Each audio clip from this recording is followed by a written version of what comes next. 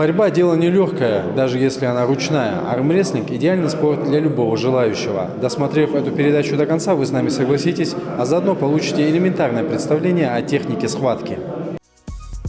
Зачастую начинающие атлеты не придают серьезного внимания технической стороне армрестлинга, в результате чего получают травмы или даже наносят их сопернику. Наиболее частым явлением травмы становится на начальном этапе занятий. Это связано с тем, что мускульная сила увеличивается значительно быстрее в сравнении с развитием суставно-связочного аппарата. Если вы не соблюдаете технику, то выполняете неестественные движения, что и становится причиной получения повреждений. Если вы наблюдаете за соревнованиями профессиональных атлетов, то наверняка знаете, что количество травм там весьма невысокие. Отсюда вывод: лучше всего тренироваться при участии квалифицированного тренера и используя выведенные опытным путем программы, как, например, в этом атлетическом зале «Олимпик», который является основной базой по подготовке армрестлеров в республике.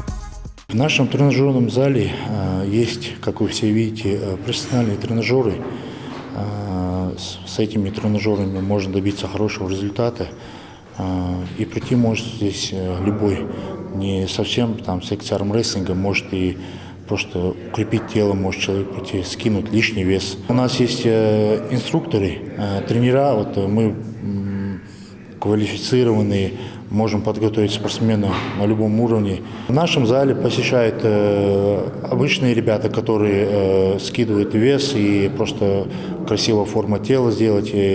Ну и есть у нас ребята, которые именно занимаются секцией армрестлинга и которые хотят выехать на всяких соревнованиях, на мастерских турнирах, ну так и на Россию, на Европу.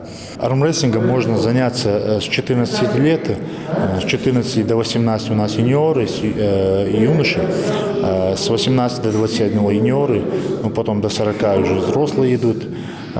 После 40 даже можно у нас в армрестлинге заниматься уже по ветеранам. Тут ограничений нету, то есть это все зависит от человека, сколько он может, столько он может тренироваться. У нас по всей республике есть секция армрестлинга, а этот у нас в Магасе центральный зал секции армрестлинга. Мы не только готовим профессионалов, любой может в наш зал прийти, потренироваться, скинуть лишний вес и просто потренироваться. А для этого вам просто надо прийти в зал, начать перебороть свой страх, а мы дальше доведем вас до цели. Армрестлинг – рычажный вид спорта, и элементами системы рычагов становятся положение тела, позиция рук, положение кисти и даже расположение ног. Сила и мощь предплечья и кисти – альфа и омега армрестлинга, так как они венчают систему рычагов. Эффективность рычага зависит от расстояния между точкой приложения усилий и точкой опоры. В армрестлинге сгибание кисти уменьшает это расстояние и невероятно увеличивает мощь. Рукоборцы побеждают благодаря правильной технике и взрывной силе мышц. Те спортсмены, кто успевает вовремя среагировать на команду судьи, сразу оказываются в выигрышном положении. Поэтому скорость реакции борцов на руках имеет решающее значение. Этот урок хорошо усвоил один из членов команды по армрестлингу республики Ахмед Измайлов, для которого этот спортивный год сложился крайне успешно. Крайний турнир у меня был в Чеченской республике, город Шали. Турнир проходился в городе Шали. Соперники были непростые, так как пришлось хорошо побороться. Результат достиг первое место. На данный момент готовлюсь на чемпионат России, который будет проходиться в Екатеринбурге 2020 года, в середине февраля. Тренировку я веду с Ибрагимом Тимурзиевым в Магасе, зале Олимпики. Тренировка у нас проходится в неделю 3 раза. Также у нас есть после тренировки отлично поработать с ребятами, так как тут немало таких ребят заинтересованы армрестлингом. Коронка у меня круг, так как у меня, если я залазю в круг, так у меня лучше получается. А так сейчас на это время в России будут парни непростые, так как чуть изменили тут, как мне Ибрагим подсказывал, как-то будем в бок ходить, чтобы не забиваться там, так как там много людей. Несколько слов скажем о столе. Безусловно, проводить поединки с товарищами вы можете на любой ровной поверхности. Если же вы хотите заниматься армрестлингом серьезно, то потребуется специальный стол, который вполне можно изготовить и самостоятельно. По сути, это простой стол, имеющий определенные габариты. Основным условием здесь является высокая устойчивость, чтобы инвентарь мог выдержать нагрузки. На горизонтальной поверхности расположены штыри для захвата свободной от поединка рукой, а также подлокотники с подушками для рабочих рук соперников. Также рекомендуется для удобства проведения проведения поединков четко выделить центральную линию.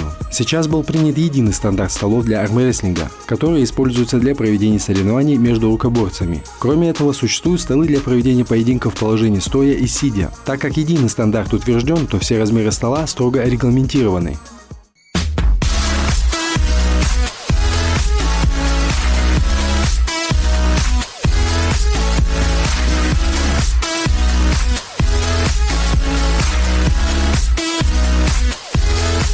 2019 год уже через пару недель станет историей, а мы проснемся в новом 2020. В уходящем году мы много говорили и показывали про успехи ингушских спортсменов по различным единоборствам. Но давайте подведем итоги и вспомним, каких результатов добились наши рукоборцы. Сборная команды Ингушетии по армрестлингу участвовала в межрегиональных соревнованиях и чемпионате мира. Этот год не стал самым зрелищным за всю историю развития армрестлинга в республике, но с определенными оговорками все цели этого года были достигнуты. Первенство России ребята выступили достойно, хорошо выступили. Единственное, Малороева каждый год у меня отбирался в Европу, в мир ездил. Но не повезло, третьим он стал. А у Мадгари Беку отобрался в Европу, мир. И в Европу у нас не получилось поехать чисто с финансами. А мир мы поехали. Мир там постарался, там мы пошутили. Нашли средства, поехали. Ну, там он, в мире он стал, третьим стал. Это очень хороший, сильный результат. Он по весу даже был намного меньше, чем свои соперники. Там даже в роликах, видеороликах, там видно, насколько он меньше их. В Бачулках, да, вот наш ученик Сагов, да, вот это Малороев, их с ихнего села, он с ними работает. Вот у них сейчас уже, в этом году у него хорошие 2 спортсмена готовит он. В этом плане у нас наши ученики уже работают, уже результаты дают. Сейчас мы хотели бы в Кантышеве, я разговаривал с Абдулой Зауром, там мы будем работать.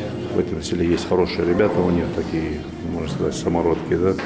Многие люди уверены, что для победы в армрестлинге важно иметь только сильные руки, и ошибаются. Вам необходимо развивать дельты, широчайшие мышцы спины, предплечья, трицепс, бицепс, ноги и связки рук. Наше тело обладает таким строением, что развитие только определенных мускулов оказывается недостаточным. Отличным примером этому является как раз армрестлинг. Вам необходимо развивать мускулы всего тела, и только в этом случае можно рассчитывать на высокие результаты. Но главной целью силовых тренировок является увеличение силовых параметров. Хотя рост мускулов и увеличение силы связаны между собой, можно делать акцент на любой из этих показателей. Собственно, это характерно для всех силовых видов спорта, так как каждым из них атлеты преследуют свои цели. Но существует такая категория спортсменов, для которых занятие спортом, как таковым, это уже вызов существующей реальности. Я говорю о людях с ограниченными возможностями здоровья, таких как Магомед Башир Албагачиев, который каждый день доказывает себе и окружающим, что его диагноз – это еще не приговор.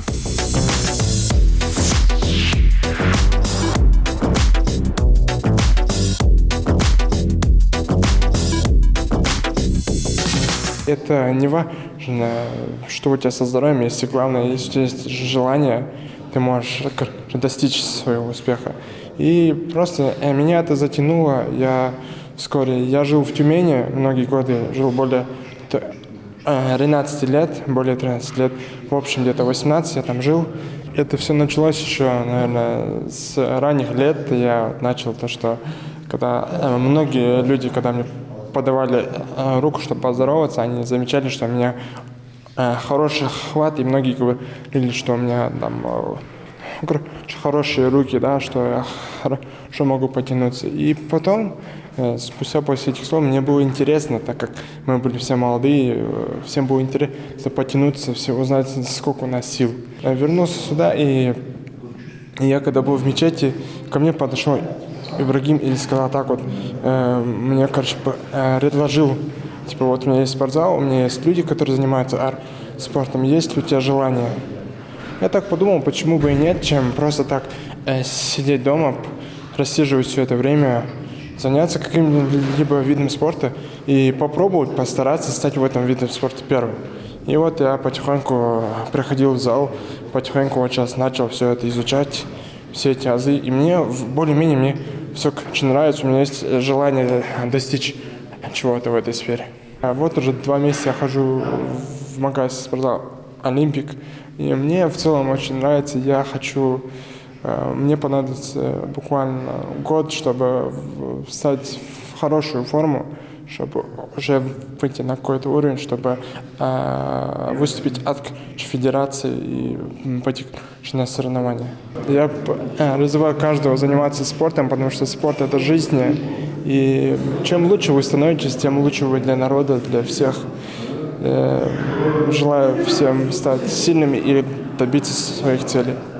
Существует два приема, которые рукоборцы активно используют во время поединка. Первый из них носит название крюк. Со старта поединка необходимо подвернуть рабочую руку так, чтобы внутренняя часть кисти смотрела на вас. Именно на этот крюк вы и должны поймать руку, точнее запястье своего соперника. После этого тяните руку в сторону и одновременно прижимайте ее к столу. Многие спортсмены уверены, что данная техника лучше всего подходит для атлетов, имеющих короткие пальцы и предплечья. Это позволяет увеличить рычаг воздействия на руку соперника. Вторая техника заключается в борьбе через кисть. Со старта поединка вам необходимо взять за руку выше соперника, чтобы получить возможность впоследствии развернуть его запястье. В результате ваша рука должна располагаться выше руки противника и прижимать ее к поверхности стола. И прижимать ее к поверхности стола окажется значительно проще. Это значительно более сложная техника с точки зрения техники в сравнении с крюком. В первую очередь, для ее применения вы должны обладать высокой скоростью реакции. Если вы считаете, что проигрываете поединок, то не опускайте руку резким движением, так как это может привести к травме. Ослабляйте хватку постепенно и не переживайте из-за поражения. Ни один атлет не может всегда побеждать, и вам необходимо продолжать проводить регулярные армрестлинг тренировки. Это даст вам возможность в будущем взять реванш.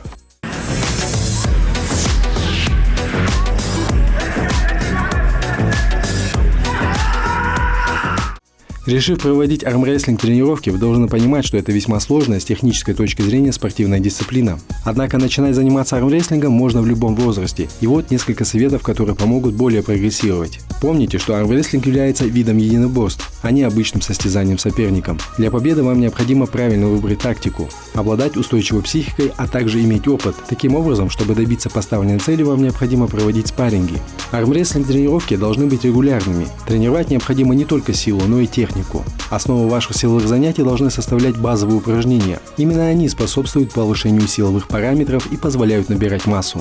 Начинайте с силовой подготовки, а затем переходите к техническим аспектам армрестлинга. И, конечно, вам просто необходимо принимать участие в любительских турнирах. Это даст дополнительный толчок самосовершенствованию на тренировках. Каждый атлет должен найти собственный путь к успеху. Как сделал это Умат Гирибеков. Президиум Федерации армрестлинга Ингушетии отметил борьбу новичка, который впервые принял участие в чемпионате мира по армрестлингу. В абсолютной категории стал призером планетарных соревнований. Всем запомнилось великолепное противостояние с турецким атлетом, в котором наш рукоборец отлично проявил себя. В этом году у меня самый большой турнир был чемпионат мира в Румынии. Проходился город Констанция. Я боролся в весовой категории абсолютки. Плюс 80. Где-то 6 схваток. Первые 2-3 схватка нормально было, легко. На старте я выиграл. И этот спортсмен попался у меня с Армении. Этот спортсмен был сложный, И самая сложная моя схватка была за выход в финал с турком. Он выше меня был вес. И самый маленький вес у меня было 92 килограмма, а у него 145 было.